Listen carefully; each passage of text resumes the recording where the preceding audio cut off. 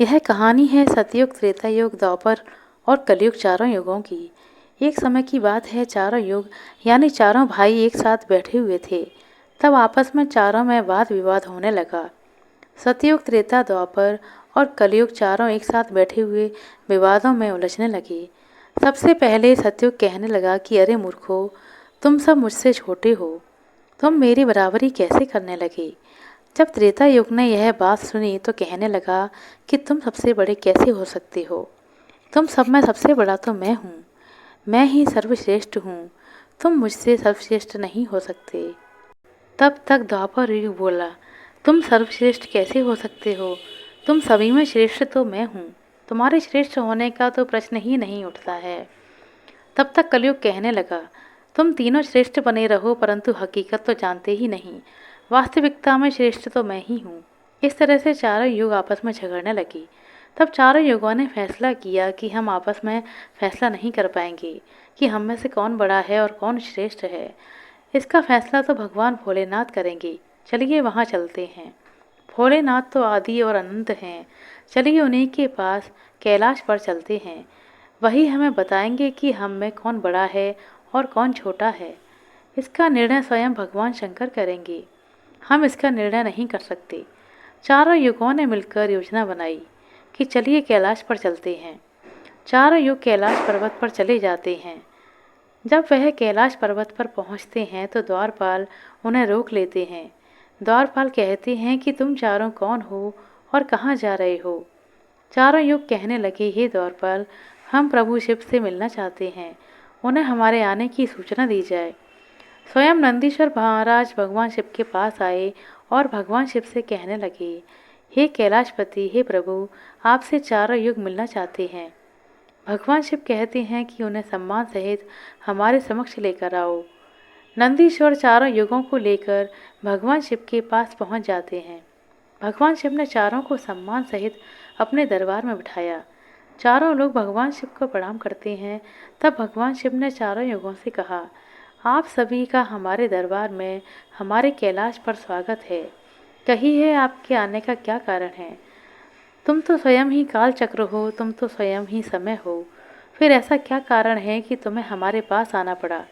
चारों युग बोले, हे सृष्टि के रचयिता, हे भगवान शिव, हम चारों में विवाद खड़ा हो गया है और हम उस विवाद का समाधान नहीं कर पा रहे हैं, इसीलिए हम आपके पास आए हैं। अब हम आपसे निवेदन करते हैं, गुहार लगाते हैं कि हे प्रभु, आप ही हमारा फैसला करें, आप हमारा न्याय करें और बताएं कि हम चारों में से सबसे बड़ा कौन है, हम चारों में से सर्वश्रेष्ठ कौन है। भगवान शिव ने कहा, इसका फैसला तो तब होगा जब आप चारों अपना अपना फैसला मुझे बताएंगे। तब भगवान शिव सतयुग से कहते हैं कि हे सतयुग, तुम बताओ, तुम कैसे बड़े हो। तुम अपने आप को सर्वश्रेष्ठ बताने की कोशिश कर रहे हो, लेकिन कैसे, यह मुझे बताओ। तब भगवान शिव से सतयुग बोला, देखिए प्रभु, मेरी आयु सबसे ज़्यादा है, मैं 17 लाख वर्ष का हूँ और अन्य युग हमसे बहुत छोटे हैं, इसीलिए मैं इन सभी से लंबी आयु का होने के कारण सबसे बड़ा सर्वश्रेष्ठ हूँ। तब तक कलयुग बोल उठा और कहने लगा, हे प्रभु, मैंने तो सुना है कि व्यक्ति कभी आयु से बड़ा नहीं बल्कि गुणों से बड़ा होता है। भगवान शिव ने कलयुग की दलील को माना और सतयुग से कहा कि सतयुग, तुम आयु के लंबे होने से बड़े नहीं हो सकते।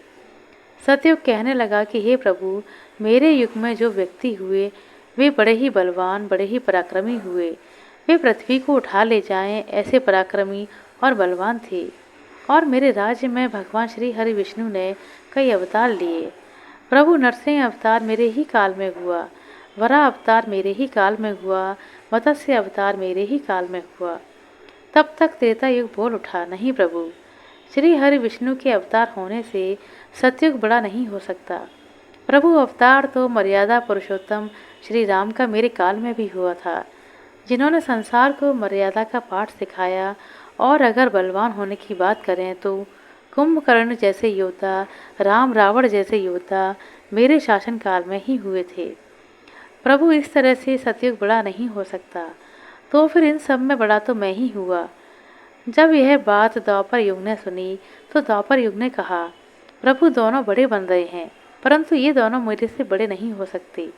देखिए प्रभु, आप जानते हैं कि जब मेरा शासन काल आया तो मेरे काल में भगवान श्री कृष्ण जैसे अवतार पैदा हुए, जो कि 16 कलाओं से संपूर्ण पर ब्रह्म परमेश्वर थे, जिन्होंने विराट रूप दिखाया।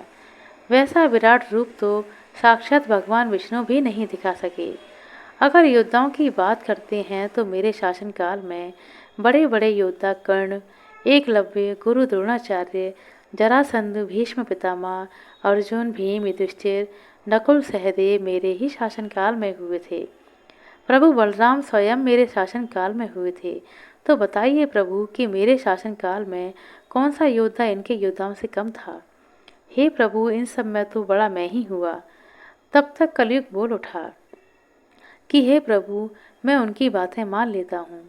उनके शासनकाल में जो भी योद्धा हुए, जो भी अवतार हुए, उनमें कई कमजोरियाँ पाई गई थीं, और जिनके शासनकाल में कमजोरी वाले मनुष्य हो, वह काल सर्वश्रेष्ठ कैसे हो सकता है। कलयुग कहने लगा कि नहीं भगवान, मेरा ही शासनकाल सबसे अच्छा है। मेरे युग में व्यक्ति के भोग विलास के लिए कई सुविधाएं हैं। अच्छे अच्छे और नए नए तकनीक से परिपूर्ण मेरा युग, मेरा शासनकाल सभी में सर्वश्रेष्ठ है। जब भगवान शिव ने चारों युग, सतयुग, त्रेता युग, द्वापर युग और कलयुग की बातें सुनी, चारों के उत्तर सुने, चारों की आपस में बहस सुनी, तो भगवान शिव अपने मन में विचार करने लगे और सोचने लगे कि इनका फैसला कैसे किया जाए। पास में ही माता पार्वती बैठी थीं। माता पार्वती ने कहा कि हे प्रभु, अगर आप ही इनका फैसला नहीं कर पाए तो फिर इनका फैसला कौन करेगा। फिर तो चारों भाई आपस में लड़कर ही मर जाएंगे। हे महादेव, इसलिए आप ही इनका फैसला करें। सभी देवता मिलकर भगवान शिव से कहने लगे कि हे भोलेनाथ, अब आपको ही इनका फैसला करना होगा, नहीं तो चारों युग आपस में झगड़ा करेंगे। फिर क्या होगा।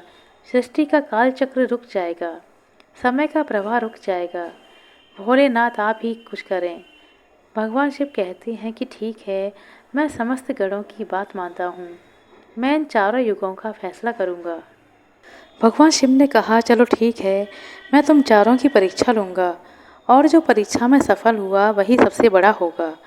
सतयुग बोला कि हे भगवान, आप जो चाहें वह परीक्षा ले लीजिए, लेकिन सबसे बड़ा तो मैं ही रहूँगा। कलयुग कहता, हे प्रभु, हम सब भी परीक्षा देने के लिए तैयार हैं, आप केवल परीक्षा लीजिए। चारों युग परीक्षा देने के लिए तैयार हो जाते हैं। भगवान शिव ने 100 टन वजन का एक लोहे का परसा लिया और कैलाश पर्वत के नीचे एक तलहटी में रख दिया, और उस परसा के पास में ही एक चावल का ढेर लगा दिया। भगवान शिव ने चारों युगों को बुलाया और कहा कि तुम चारों की परीक्षा अभी हो जाएगी। भगवान शिव सतयुग से कहते हैं कि सतयुग में मेरे 500 गण यहाँ बैठे हैं, और इस परसा में रखे हुए चावल को बनाना है, तो इन चावलों को तुम्हारे युग का व्यक्ति ही बनाएगा, और मेरे यहाँ जितने गण हैं वह सब भोजन करेंगे। भगवान शिव कहते हैं कि हे सतयुग, तुम्हारे युग का व्यक्ति बुलाओ और उसे भोजन बनाने के लिए भेजो। हम सभी लोग यहाँ खड़े होकर देख रहे हैं। जब भगवान शिव की बात सतयुग ने सुनी तो एक बहुत बड़ा बलवान योद्धा सतयुग ने बुलाया और कहा कि जाओ और इस परसा में चावल बनाकर भगवान शिव के इन सभी गणों को भोजन कराओ। अपने महाराज का आदेश सुनकर सतयुग का व्यक्ति चलता है और वहां जाकर देखता है कि उस परसे का भार 100 टन से ऊपर है। हजारों मन से ऊपर का परसा है, पर वह तो सतयुग के युग का व्यक्ति था, वह बड़ा ही बलवान था। उसने एक बहुत बड़ी भट्टी खोदी, और भट्टी खोदने के बाद पेड़ों को तोड़ कर के लाया, और उसने अग्नि जलाई। अग्नि जलाने के बाद परसे को एक हाथ से उठाया और उठा के भट्टी पर रख दिया, और चावल उठाए और परसे में डाल दिए। पानी डाल दिया और चावल बना दिया।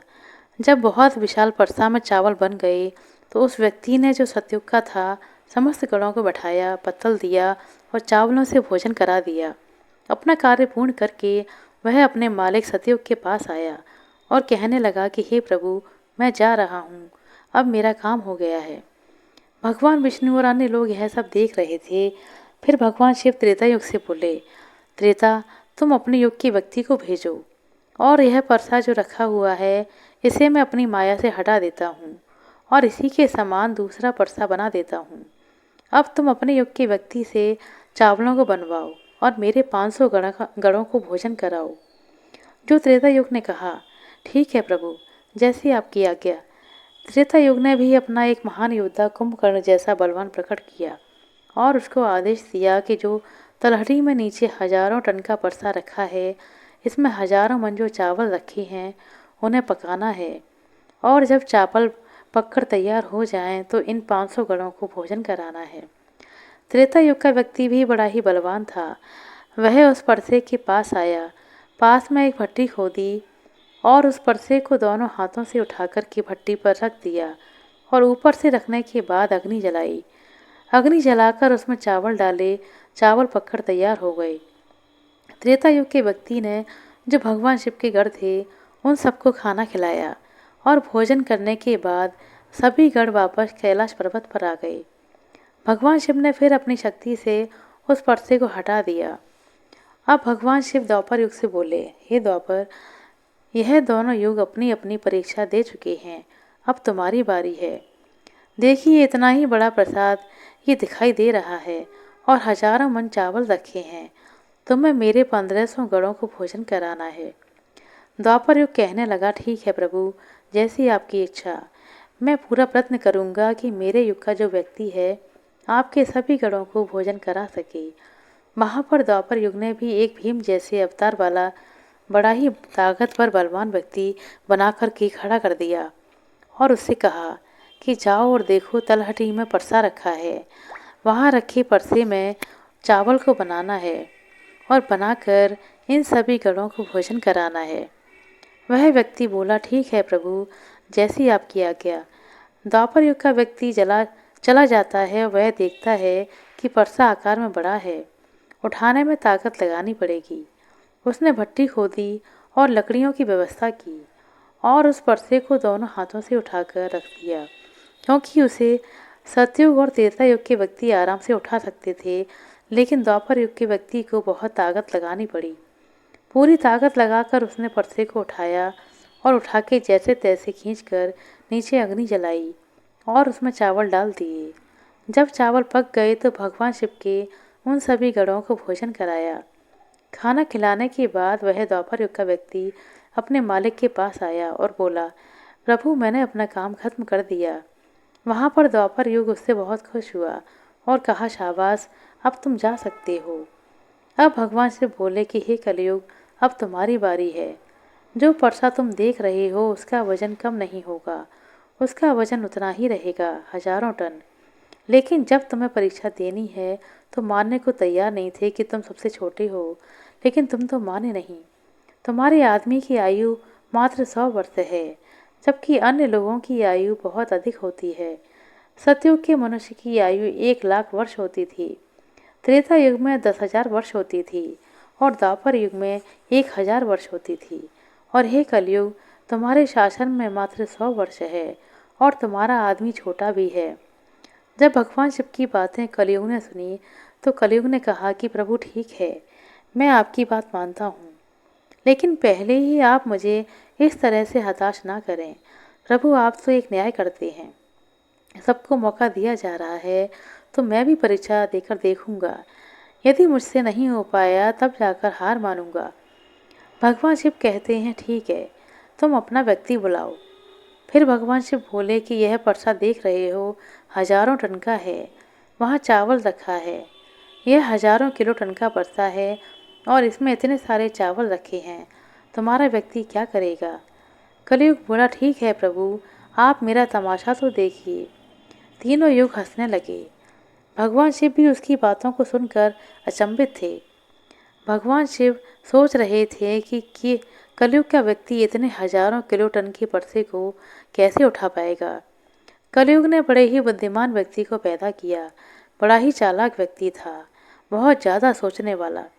सभी गुणों से संपन्न व्यक्ति को कलयुग में पैदा किया और पैदा करके कलयुग ने व्यक्ति से कहा कि बेटे, तुम्हें अपनी शक्ति दिखानी है, ये मेरी परीक्षा का समय है। यदि तुम इसमें असफल हो गए तो मैं सबसे छोटा हो जाऊंगा। वह व्यक्ति महाराज से बोला, महाराज, आप इस एक परसे की बात करते हैं, ऐसे हजारों परसे हमारे सामने हों तो भी परेशानी नहीं है। जब उस व्यक्ति की बातों को तीनों युगों ने सुना तो वह बहुत जोर जोर से हंसने लगे। बोले, छोटा सा व्यक्ति जिसकी लंबाई मात्र 3 हाथ की है, यह क्या कर पाएगा? जबकि हमारे युग के मनुष्यों की लंबाई तो बहुत ज़्यादा थी। यह बात बिल्कुल सच है। सतयुग के लोगों की लंबाई 21 हाथ, त्रेता युग के व्यक्ति की लंबाई 14 हाथ और द्वापर युग के व्यक्ति की लंबाई 7 हाथ थी और कलयुग के व्यक्ति की लंबाई लगभग 3 हाथ होती है। तीनों युग बड़ी जोर जोर से हंस रहे थे। कलयुग ने कहा, आप बस देखते रहिए, मैंने अपने लड़के को भेज दिया है। कलयुग का आदेश पाकर वह कलयुग का तीव्र बुद्धि वाला लड़का उस तलहटी में गया। तलहटी में जाकर उसने देखा कि परसे का वजन तो बड़ा ही विशाल है, मैं इसे नहीं उठा पाऊंगा। तो उस व्यक्ति ने दिमाग लगाया, उस परसे के नीचे मिट्टी खोदना शुरू कर दिया। परसा तो उसने हिलाया भी नहीं और उसके नीचे भट्टी खोद कर तैयार कर दी। लकड़ियों की व्यवस्था करने में उसे थोड़ा सा भी समय नहीं लगा, क्योंकि लकड़ियां वहां पहले से रखी थीं। उसने उन लकड़ियों को उठाया और उस भट्टी में आग जला दी। परसे में चावल डाले, पानी डाला और बस कुछ ही समय में चावल पक करके तैयार हो गए। वह कलयुग का व्यक्ति कितना दिमाग वाला था। उसने कुछ भी नहीं किया, परसे के नीचे भट्टी खोदी और उसमें लकड़ियां डालकर आग लगा दी। चावल को डाला, पानी डाला और चावल पक भी गया। जब चावल पक गए तो भगवान शिव के गणों को एक कतार में बैठा दिया। उन गणों से कहा कि आप मेरा साथ दें, आप इस चावल को आपस में परोस लीजिए। भगवान शिव के 4 विशाल गढ़ चलते हैं और उन चावलों को भर भर के सभी गणों को परोस देते हैं। तब कलयुग ने कहा कि अब आप सब लोग भोजन कर सकते हैं। भगवान शिव के सभी गणों ने खुशी खुशी भोजन किया। कलयुग के मनुष्य ने उन 4 शेष बचे गणों को भी भोजन कराया। भोजन करने के बाद परसे को साफ किया और परसा वहीं छोड़ दिया। अब उसका काम पूर्ण हो चुका था। वह अपने महाराज कलयुग के पास आया और आकर के कलयुग से बोला, हे प्रभु, मैंने आपका काम पूरा कर दिया। कलयुग बहुत खुश था और कहने लगा, शाबाश, आज तुमने मेरी लाज रख ली। आज मेरी परीक्षा तुम्हारी वजह से ही सफल हुई है। भगवान शिव और तीनों युग देखकर अचंभित रह गए। कलयुग कहने लगा कि हे भगवान शिव, अब आप ही निर्णय करें कि हम सब में सबसे बड़ा कौन है। भगवान शिव मन में विचार करने लगे और सोच करके जवाब दिया। उन्होंने कहा, मैंने तुम चारों की परीक्षा देखी। जब सतयुग का व्यक्ति आया तो उसने अपनी पूरी ताकत लगाकर परसे को आराम से उठा लिया और अग्नि पर रख दिया। स्वयं ही मेरे सभी गणों को चावल परोसा। जब त्रेता युग की बारी आई तो उस व्यक्ति ने भी बिल्कुल ऐसा ही किया। परसे को उठाया, भट्टी पर रखा, उसमें चावल डाले, पानी डाला और फिर चावल पकाकर मेरे सभी गणों को भोजन करा दिया। और इसी तरीके से द्वापर युग के व्यक्ति ने भी किया। परंतु आपने देखा कि मात्र 3 हाथ का कलयुग का व्यक्ति, इसकी जरा बुद्धि देखिए, कितना विशाल परसा था, शायद उसे हिला भी नहीं सकता था वह। उसने उस परसे में चावल बना लिए। मेरे इतने सारे गणों को अगर वह बाल्टी से परोसता तो शायद परेशान हो जाता। तो देखिए, उसने उनमें से ही 4 गण अपनी सहायता के लिए बुलाए और चारों गणों से भोजन परसवाया और स्वयं बैठा रहा। यह व्यक्ति बहुत ही चालाक था और बहुत ही बुद्धिमान था।